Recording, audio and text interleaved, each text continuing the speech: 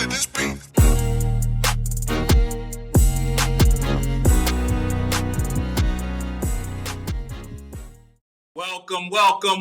Welcome to another episode of Gamecocks Talk with Captain Will. I'm your boy, Captain Will.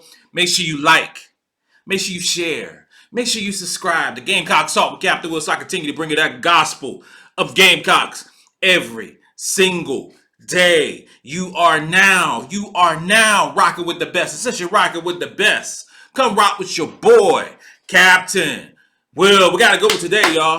I said we got a good one today, y'all. I am giving a recruiting update. It is recruiting update time. A lot is going on with recruiting. Early signing period it will be showing up real soon, starting November the 9th. And we have a recruiting update on a few players. We're also going to talk about the GOAT herself, A'ja Wilson. A'ja Wilson doing work last night. And finally, we're going to end up talking about Tessa Johnson. Tessa Johnson is probably the one of the most undervalued people on the Gamecocks basketball team. So we're going to talk about her. We're going to talk about the number 25 recruit, the sharpshooter, 5'10" sharpshooter from Minnesota. We got a good one today, y'all. We got a good one today, Joyce Edwards. Let's go. Joyce Edwards, the number 2 ranked player in the country. Joyce Edwards, 6'3" from Camden, South Carolina, which happens to be 30 miles from Columbia, South Carolina. Joyce Edwards. Joyce Edwards, who I love as a basketball player, who I love as a person, who is athletically and academically gold. Joyce Edwards will be making her commitment soon. I don't know what's the date that Joyce Edwards is going to be making her commitment. What I do know is that Joyce Edwards, who made an official visit to LSU, who made an official visit to Stanford last week, who's going to be making an official visit to Texas A&M this upcoming week, will be making an official visit to the University of South Carolina next weekend. Oh yes, that's the last official visit if you don't know. The last official visit for the services of one Joyce Edwards is going down next weekend at the University of South Carolina. This is what we've been waiting on. This is what we've been waiting on. We're the team to beat. We're the team to beat. We're the team to beat for any other team to get the services of Joyce Edwards. LSU, UConn, Stanford, Texas A&M, you name the school. The University of South Carolina is the team to beat for Joyce Edwards for a number of reasons. Yes, it's at home. Yes, she's been going to South Carolina games since she was a kid. Yes, Dawn Staley has offered her a 7th grade. Yes, so many things that are trending towards Joyce Edwards being a Gamecock. But before that official visit that Joyce Edwards is going down the street to see, LSU is trying to do a home visit with Joyce Edwards. Oh yeah, they're trying to go to Camden. They're trying to go to Camden because they know the writing's on the wall. They know the writing's on the wall. The writing's on the wall for Joyce Edwards to be a Gamecock, right? So we're gonna do. Kim Mulkey's gonna do whatever she can do to prevent Joyce from doing an official visit with South Carolina. What I'm here to tell you, I'm here to let you know, this ain't no Anissa Morrow situation. That ain't going down. This ain't no I'm gonna cancel my visit to South Carolina because of what Kim Mulkey said at an in-home visit. If the visit actually happens, don't be surprised. Don't be surprised if I find out later that in-home visit with Joyce Edwards is canceled because she just did a official visit with LSU a couple weeks ago. Picked up in the convertible Beamer. So ain't nothing that was said during that time that has changed during the official for her in-home visit. Ain't nothing. Is she gonna bring a bag of money? They're going to do an old school mafia style? Just bring a bag of money, drop it on the table, say, hey, yo, this is what we got? Nah, ain't doing nothing like that. Ain't nothing like that. Ain't nothing else you can say. Ain't nothing else you say. Joyce Ellis is coming home. She's staying home. She's going to be a Gamecock. Ain't nothing you can do about it. Ain't nothing you can do about it. Number 2 player in the country will be a Gamecock. Bottom line up front. That's what's going down. So, Kim Mulkey, go in the don't even try. Don't even try. Because it ain't going to work. She is going to be a Gamecock. I already know you struck out on Kate Koval. Struck out on Kate Koval, number 5 rate recruit. She ended up going to Notre Dame. You struck out it looks like you're striking out on Sarah Strong. She's trending toward UConn. You're going to strike out on Joyce Elbers, who's going to go to South Carolina. It ain't happening. Joyce will be a Gamecock. Let's talk about Kennedy Smith. Kennedy Smith was at homecoming, did her official visit homecoming weekend, and all signs point that she had an amazing time. Kennedy Smith, it will feel a need, will feel a quintessential need for the South Carolina for next year, with Bree Hall being a senior next year, with them having a need at the wing position.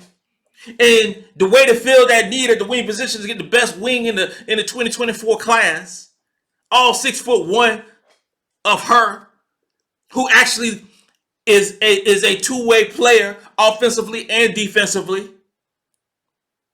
Kennedy Smith is also number 6 ranked recruit from California. And it's trending. It is trending. If I had to bet money on it, if I had to put money on it, I say Kennedy Smith would be a Gamecock. I really would. I'll put money on it that's saying that Kennedy Smith would be a Gamecock. I really think that's going to happen. I think it is going to happen. Kennedy Smith, I believe she's going to be a Gamecock. I really think it's just a matter of time before that happens. She has one more visit. I think it's with UCLA. I think one more visit with UCLA, then she should be making her decision. If she don't go to UCLA, if she don't stay at home in California, she's a Gamecock. Bottom line up front. Bottom line up front. Now, do we have that pull? Do we have that pull to bring her over from California over to USC? I think so. I really think so. And one thing that's not really talked about a lot. One thing is, and I'm gonna talk more about it when I talk about Asia Wilson, but the ladies see Dawn Staley. Dawn Staley's everywhere. Dawn Staley's everywhere. She's at WNBA games. She's at Major League Baseball games. She supports her girls all the way through and through. If you are a WNBA player, she's there to support you, along with having a powerhouse basketball program that is legendary. Why wouldn't a player want to play for Dawn Staley? That is the question that I sometimes ask myself. Why wouldn't you? You're going to be developed. You're going to get a high-class education. It's going to prepare you for the W. The contacts you have along the way. Now, we talk about other programs, and there are certain programs who don't. The end goal for most of these college players are to play professional basketball. That is the end goal, to play professionally. There are some college coaches that don't prepare their ladies for the WNBA. We know it. I ain't gonna name no names. But we know it. That ain't Dawn Staley. Dawn Staley prepares you for the WNBA. Dawn Staley prepares you for international play. She prepares you because when you play in South Carolina, you play against top-level competition at practice and in the games. You're not babied. And some players need to be babied. That's why some players transfer out to go to programs that guarantee them to start. That is not South Carolina. That ain't South Carolina. You have to earn your way onto the court. And that's what I love. Now, some players might not like that competition. But at the end of the day, that makes them better. That made Asia better. That makes Gray better. That makes Coates better. That makes Boston better. I could just go on and on. Tiffany Mitchell, so many different players that has played at South Carolina who has strived, who has succeeded in the W. And it's just that pipeline of great recruiting, playing a great team, practicing great, and then going to the W and get drafted and be great. We see that. So I'm hoping that gets pulls Kennedy Smith over to South Carolina, along with knowing that she's needed next year. Adele Tack is making a decision October 27th. I think Adele Tack is a done deal. Her between Louisville and South Carolina. If it's between Louisville and South Carolina, it's going to be South Carolina. And I don't see a way. The 33rd ranked player in the country, four-star athlete, 6'5", 6'6", post player.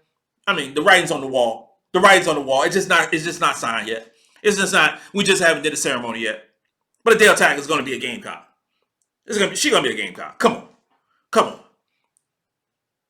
If Don wants a player the caliber of Adele Tack, she's going to come. She's gonna be a Gamecock. Come on now.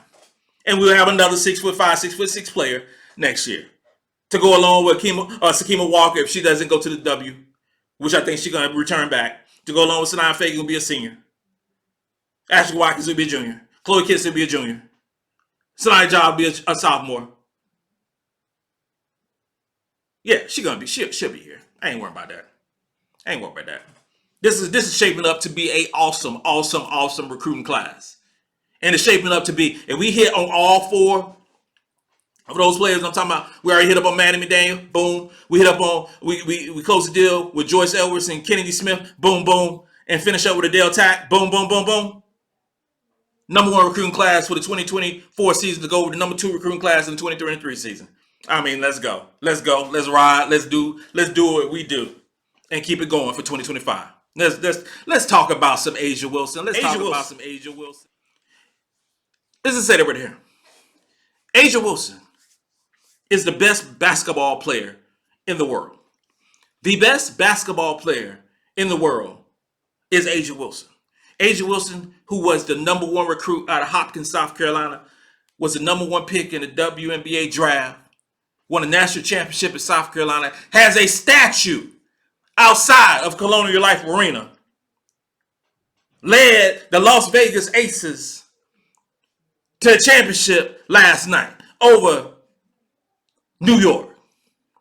Now, Asia Wilson, the stat says it all, average 24 points, 12 rebounds, 2 blocks a game during the series. Last night closed it out with 24 points, 16 rebounds, 1 block, 1 assist, 1 steal in 39 minutes of play. In women's basketball, you play 40 minutes. Asia Wilson played 39 minutes of it. And stellar defense on Stewart, on Stewie, on Jones. This is Asia Wilson, the GOAT. Right now, Asia Wilson does whatever she wants to do in the basketball court. And we saw that in South Carolina. But she is a prime example of hard work, determination, to be not only the best, but I'm talking about the best. The best. Asia Wilson is stepping into that ladder, is stepping into that echelon of one of the greatest WNBA players, one of the greatest women's basketball players who ever picked up a doggone basketball. That's what Asia Wilson is doing. MVP. Should have been MVP this year. Back-to-back Defensive Player of the Year. Rookie of the Year. 5-time All-Star. So many accolades. Who honed their skills at the University of South Carolina. This is what I was talking about. The greatness that South Carolina produced. It was on full display last night. Asia was 9 straight points in the third quarter to put the team on her back, who was down 2 starters. 2 starters. I don't know if you follow the lines and the bettings and all those different things. I do. That's what the Captain Wheel does. New York was a 7-point underdog.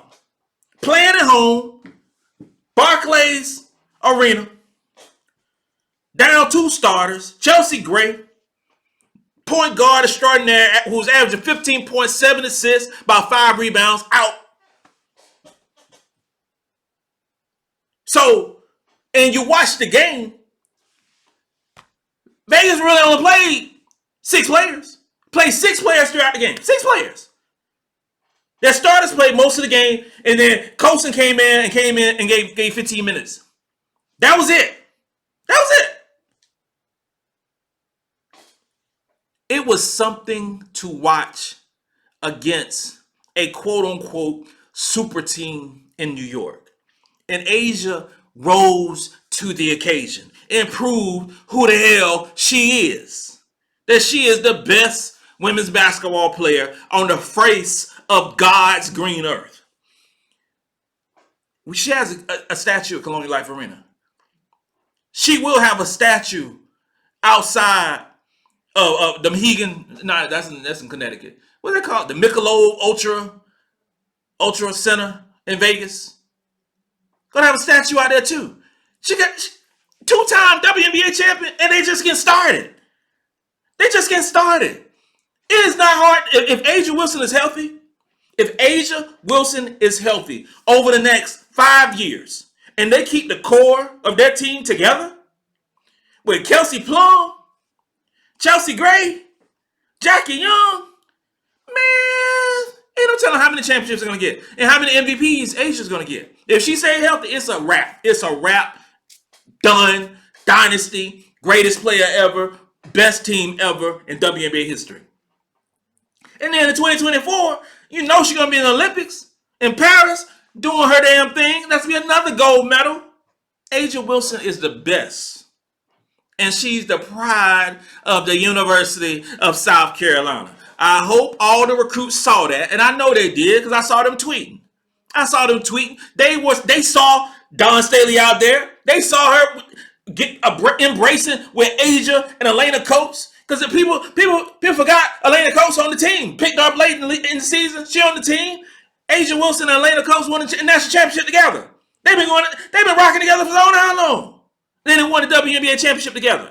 How awesome is that? The embrace that A'ja and Dawn had, the embrace that Elena Coates and Dawn had was unbelievable. That the way that she feel about her players is unmatched by any college coach. Any. None of them. Dawn Staley will fight and claw for her players. That's for every recruit. If you are a Gamecock alum, she is there. She is there with you.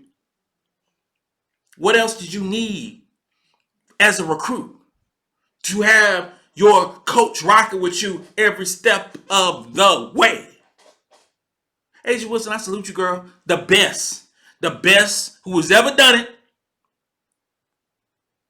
And Gamecock alum. Tessa Johnson, 5'11" recruit out of Minnesota. Gatorade Player of the Year out of Minnesota.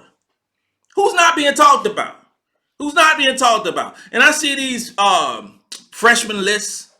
I see these players to watch out for this upcoming season as freshmen across the country. And I see these lists. But don't forget that Tessa Johnson is a star. Tessa Johnson, 25th ranked recruit, 5'10", 5'11", averaged 25 points a game, 7 assists, 5.5 rebounds, almost 3 steals a game. Gatorade Player of the Year, McDonald's All-American, a sharpshooter extraordinaire who has the size to guard multiple positions, has the speed and athleticism, and most importantly, has the shot-making ability to space the floor for South Carolina this upcoming season. We talked about Tiana Powell. I talked about Tiana Powell being the leading scorer for this basketball team. But when you have a sharpshooter, the caliber of a Tessa Johnson who has that size to open the floor, hit those corner threes, hit those mid-range jumpers, and to guard the 2 and the 3 position, it's going to be tough to keep her off the floor. We lament about Malaysia Fulwiley, and for good reason. The girl is sensational. But Tessa Johnson is going to fill a role for South Carolina that we have not had in a freshman. We have not had. And our 179th ranking in three-point shooting, it couldn't be. She couldn't fall into a better situation because we need her to shoot threes. We need her to shoot threes to go along with Tina Pow to shoot threes. We have arguably in Tina Pow one of the better three-point shooters in the country on our roster now. 42% from the three. We have one of the better three-point shooters from the 2023 class on our roster right now. Her name is Tessa Johnson.